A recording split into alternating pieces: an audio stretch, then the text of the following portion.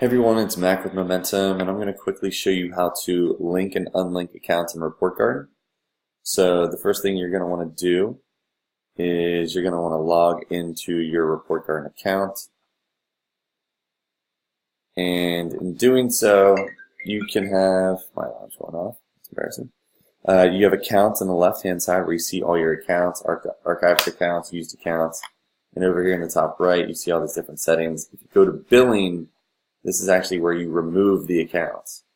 So you can see your plan and your usage, and you usually run out of accounts. Now an account isn't a client. An account is like, let's say it's ABC client. It's one account would be like Facebook, another would be AdWords, another would be CallRail. So that's how it gets you on different usage. So if you go into here, this is actually where you can remove some of these accounts. So let's say we want to get rid of this right here. We would just archive this account.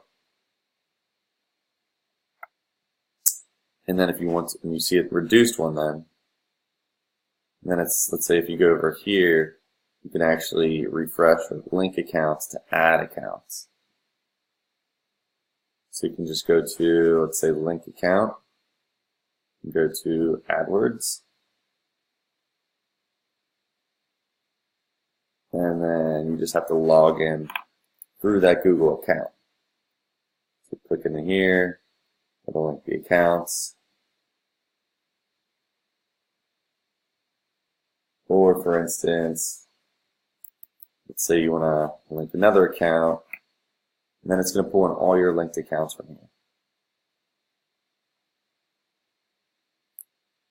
And you do the same thing for pretty much any of the integrations. Like if you go to CallRail, this way you actually have to use an API key for CallRail. So if you paste that here, submit that, it'll link those accounts.